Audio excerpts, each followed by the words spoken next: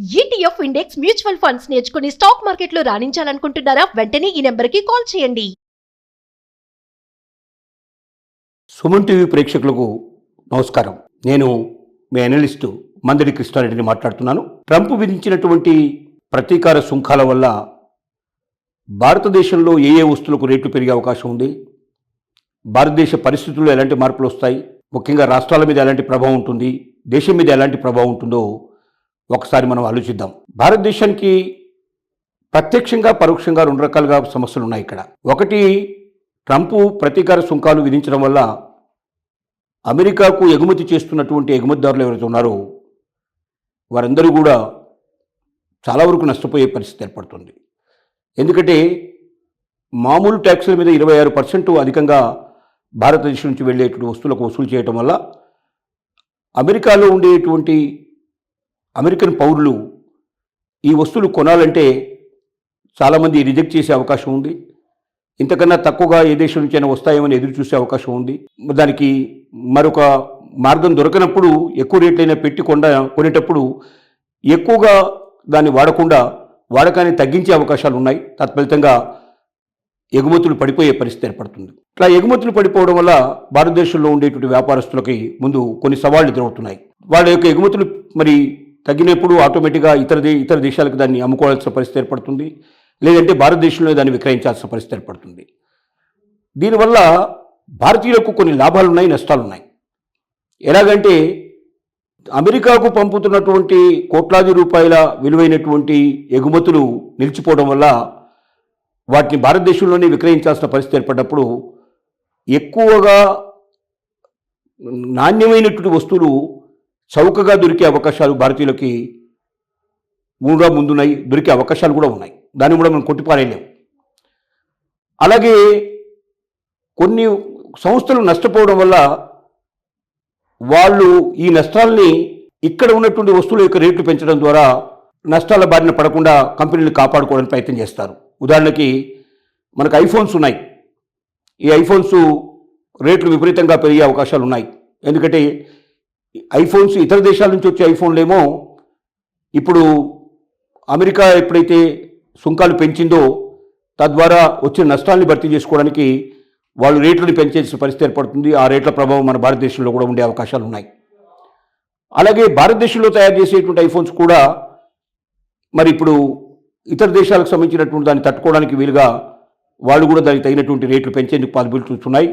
ఐఫోన్ల రేట్లు పెరుగుతాయనేది చాలామంది మరి దీనిలో అనుభవజ్ఞులైన వ్యక్తులు సూచిస్తున్న విధానం. అలాగే వస్త్ర ప్రపంచాన్ని తీసుకున్నట్టయితే వస్త్రాలు రేట్లు తగ్గే పరిస్థితి ఎక్కువగా ఉంది అనేది మనకు ఉన్న పరిస్థితి. ఎందుకంటే వస్త్రాల మీద అమెరికన్స్ వేసినట్టు ట్యాక్సెస్ తక్కువ కాబట్టి అక్కడికి పంపించేటువంటి దాని మీద కూడా ప్రభావం కొంచెం తక్కువే ఉంటుంది. అయినా కొద్ది గొప్ప ఖచ్చితంగా ప్రభావం ఉంటుంది. కాబట్టి ఆ ప్రభావం మేరకి మన దగ్గర వస్త్రాలు రేట్లు కొద్దిగా తగ్గే పరిస్థితులు కూడా ఉంటాయనేది వస్త్ర సూచిలో ఉన్నటువంటి అనుభవజ్ఞులు చెప్తున్నటువంటి విషయం. అలాగే ఎలక్ట్రికల్ గూడ్స్ ఇట్లా తీసుకున్నట్టయితే వాటి లోపల పెద్ద తేడాలు ఉండకపోవచ్చు, అంత గొప్ప మార్పే ఉండకపోవచ్చు, దాని ప్రభావం చాలా ఎక్కువగా ఉండకపోవచ్చు అనేది చెప్తున్న విషయం. బంగారం మీద కూడా డెఫినెట్గా దీని ప్రభావం కొంత ఉండే అవకాశం ఉంది. అది మరొకమారు దాని గురించి పూర్తిగా మనం చర్చించుకుందాం.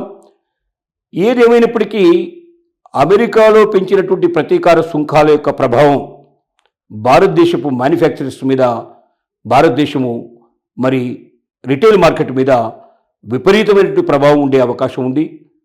దీనిలో ప్రభుత్వాలు కూడా బాగా నష్టపోయే అవకాశాలు ఉన్నాయి.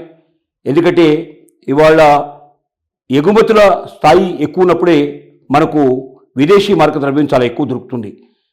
ఈ ఫారెక్స్ నిల్వలు మనం ఎక్కువ పెట్టుకోగలిగినప్పుడు మాత్రమే దేశం బలంగా ఉంటుంది. ముఖ్యంగా రూపాయి బలంగా పడపడే అవకాశం ఉంటుంది. లేకపోయినట్టయితే రూపాయి పతనమయ్యే అవకాశం ఉంటుంది. ప్రపంచంలో ఇతర దేశాలకు ముందర డాలర్ ముందర మనం వెలవెలపోవాల్సిన పరిస్థితి ఏర్పడుతుంది. అది దేశానికి మంచిది కాదు.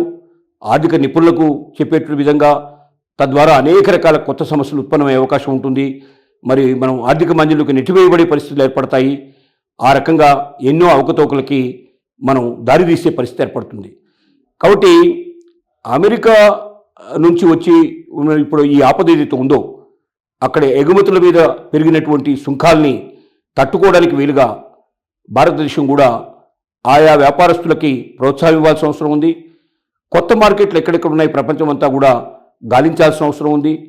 ఇతర దేశాలకి మరి ఎగుమతులు పెంచడానికి మార్గాలే ఉన్నాయని ఆలోచించాల్సిన అవసరం ఉంది. అలాగే భారతదేశం మార్కెట్లో కూడా ఇంకా పెంచాల్సిన పరిస్థితి ఏర్పడుతుంది. తద్వారా మ్యానుఫ్యాక్చరర్స్ని మనం తట్టుకునే పరిస్థితిని నిలబెట్టినప్పుడు మాత్రమే దేశం అభ్యున్నతిలో ప్రయాణం చేసే అవకాశాలు ఉన్నాయి. కాబట్టి అనేక వస్తువుల మీద దాని రేట్ల ప్రభావం ఇండియాలో కూడా ఉండే అవకాశం ఉంది. అంటే నేరుగా ప్రత్యక్షంగా మనకి ఇక్కడ ట్యాక్సెస్ ఏం పడకపోయినప్పటికీ ఏవైతే ఇప్పుడు ఎగుమతిదారులు ఉన్నారో వాళ్ళే ఈ దేశంలో కూడా వస్తువులు సప్లై చేస్తున్నారు. కాబట్టి వాళ్ళు నష్టపోయినప్పుడు ఆ నష్టాలు భర్తీ చేసుకోవడానికి ఇక్కడ ఉన్నటువంటి వస్తువుల రేట్లు పెంచడానికి కూడా ప్రయత్నం జరుగుతాయనేది ఒక ఆలోచన. అలా రేట్లు పెరిగినట్టయితే మన భారతీయులు కూడా కొంత ఇబ్బంది పడేటువంటి పరిస్థితులు ఏర్పడతాయనేది మనకు ముందున్నటువంటి ఒక మనకు సమస్య. ఈ సమస్యను అధిగమించడానికి అటు ప్రభుత్వాలు అలాగే ఇటు ప్రజాప్రతినిధులు మేధావులు కృషి చేయాల్సిన అవసరం ఉంది. ఇక్కడ ఉన్నటువంటి మ్యానుఫ్యాక్చరర్స్ నష్టాల పాలు కాకుండా అనేక మార్గాల్ని మనం సూచించాల్సిన అవసరం ఉంది. తద్వారా వారు కొత్త విధానాలకు శ్రీకారం చుట్టి కొత్త దారులు వెతుక్కొని మరి అభివృద్ధి పదంలో చేయడానికి వాళ్ళ నష్టాలు పూడ్చుకోవడానికి కూడా వాళ్ళు ప్రయత్నం చేస్తారు.